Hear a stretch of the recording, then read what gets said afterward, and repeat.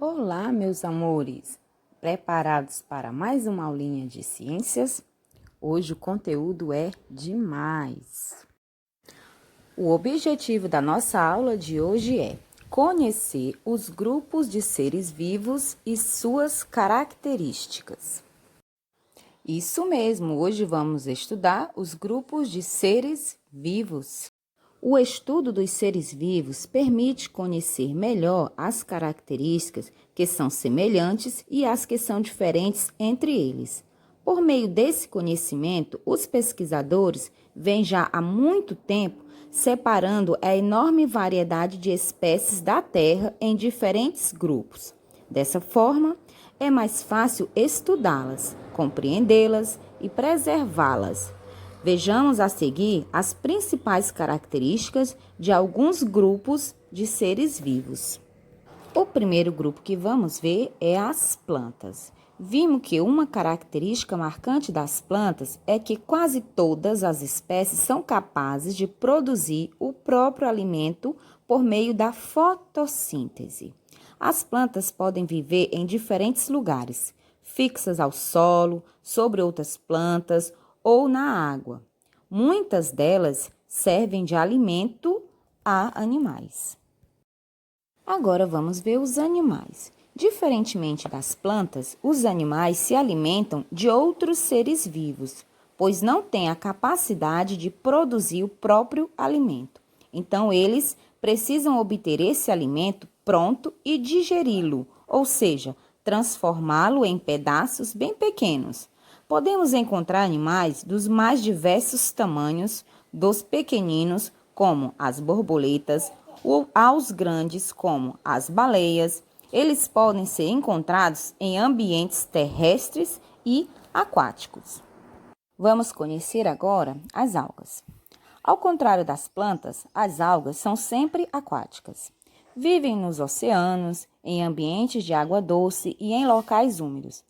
Mas assim como as plantas, as algas produzem o próprio alimento por meio da fotossíntese. Existem muitos tipos de algas. Algumas só podem ser vistas por microscópios, outras podem medir vários metros de comprimento. Vamos conhecer agora os fungos. Os fungos não realizam fotossíntese. Assim como os animais, eles se alimentam de outros organismos que podem ser plantas ou animais mortos ou parte de outros seres vivos. Mas, diferentemente do que ocorre em quase todos os animais, os fungos digerem o alimento externamente ao corpo. Nesse processo, o alimento sofre decomposição. O material decomposto pode ser aproveitado por outros seres vivos, como as plantas. Cogumelos são exemplos de fungos que podemos ver a olho nu. Já o fermento biológico, usado para fazer o pão crescer, é composto de fungos muito pequenos, visíveis apenas com o uso de microscópio. Alguns fungos são comestíveis e podem fazer parte da alimentação das pessoas. Outros são venenosos e podem nos deixar doentes. Por isso, nunca coma cogumelos encontrados no ambiente. Por último, agora vamos falar das bactérias. As bactérias não podem ser vistas a olho nu, pois são muito pequenas, microscópicas. Elas estão por toda parte, no ar, na água, no solo e nos seres vivos. Algumas bactérias provocam doenças como a cárie nos dentes, mas a maior parte delas é inofensivas ou benéfica aos demais seres vivos. Certas bactérias vivem no interior do corpo humano e auxiliam no processo de digestão dos alimentos. Assim como os fungos, as bactérias também participam do processo de decomposição. Ao consumir restos de origem animal ou vegetal, como verduras, legumes e carnes, bactérias e fungos participam do apodrecimento dos alimentos. Uma das formas de evitar que os alimentos estraguem é mantê-los na geladeira.